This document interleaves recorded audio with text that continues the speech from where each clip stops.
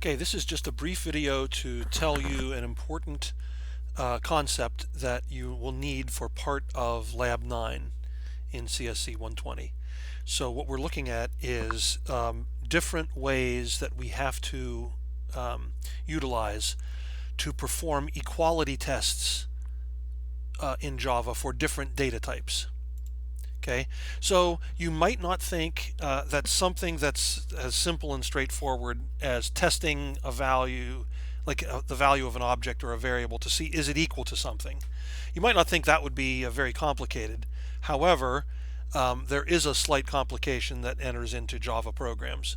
So if you're used to thinking about numeric data, you can always use the double equals operator to test for equality for numeric values, but you can't do that for all data types in Java. Okay, so this is something you need to know for to complete Lab 9 successfully.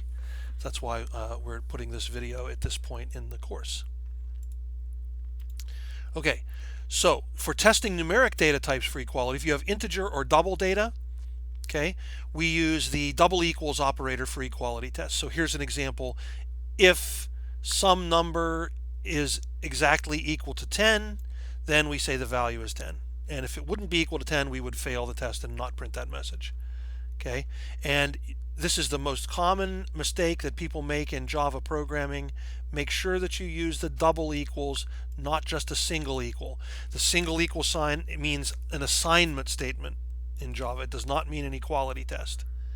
Okay, so just be careful with that. But the double equals can be used with any numeric data types, integer, doubles, anything like that. Okay. Also, if you want to test a Boolean object or Boolean variable to see if it contains either true or false, you use the double equal sign notation here. So here's if is happy equals false, then I can say I am not happy. Okay, so I'm assuming is happy is a Boolean variable like it was in the Roundhead class. Okay, and when you are working with Boolean constant values, there are only two values, true and false, and they do not have quotes around them. Okay, they're like built-in keywords in the Java language. So far, so good.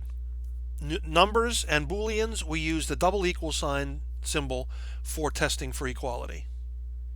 Okay, however, here's where things get a little bit more complicated or nuanced. You don't use the double equal operator if you're testing strings for equality. Okay, it just doesn't work. Actually, it's even worse than it doesn't work. Sometimes it works and sometimes it doesn't, and it's kind of hard to predict when it will work. So that's really bad. So the way you're going to do this is you're going to use a special method that is part of the string class.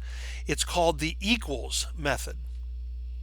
Okay, now the equals method accepts a parameter. This is a method that you use, so you have the name of a string object, dot equals, and then the parameter that it accepts is the string that you want to compare the original string to, and the return value is either true or false.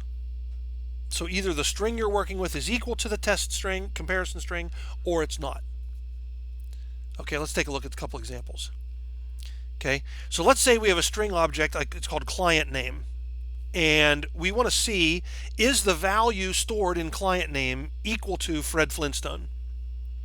Okay, here's how you'd write that test. So instead of using double equals, we have the name of the variable we're testing, dot equals, and then inside parentheses is a string to which we want to compare client name.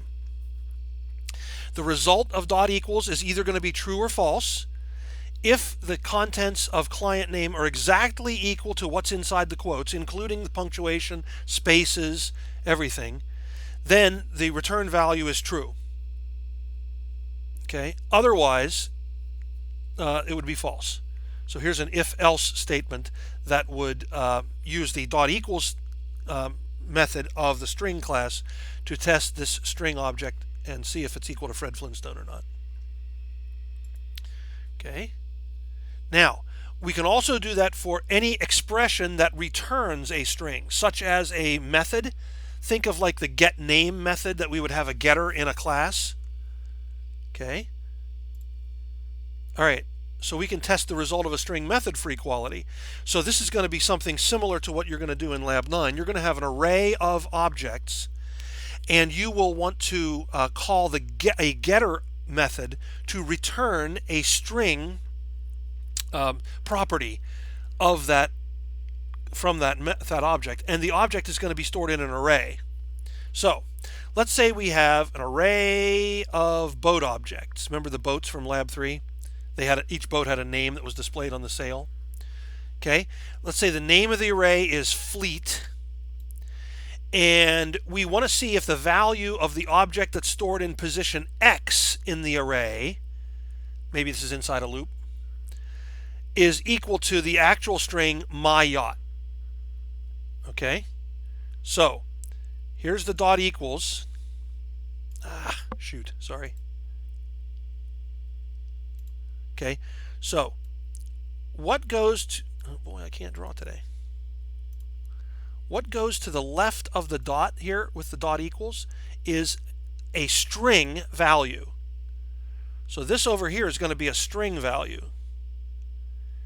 And so what I have is, if I call the getName method for the object in position X of the Fleet array. Okay, so that's the Fleet is an array of boats. I'm assuming that the boats have a getName method that would return the name of the boat, and that's a string. Okay, so that thing inside the red box is a string, and I can see, is that string equal to the actual literal string my yacht? And if so, I can say that it was found in position X because position X in the array had the value. Otherwise, I could say it's not in position X. Okay, so this is simply, to the left of the dot equals is the name of a string, and then inside the parentheses for dot equals is the name or is the string I want to compare it to. Now sometimes students, this is a little bit much to have these multiple dots here. So another way you could do this, if you don't like the two dots in the previous example's expression, you can use a temporary string object to hold the name of the boat when we call the getter, and then test that temporary string in the if statement. So notice I can declare a string here called name of boat, and I assign to that string the result of calling getName for the boat in position X of the Fleet array.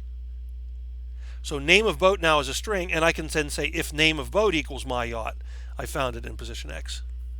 So either way you like to do it, it can be done. Okay. So the takeaway, for strings you don't use double equals, you use this dot equals method with a string for testing for equality, and you'll need that for Lab 9. Okay, good luck.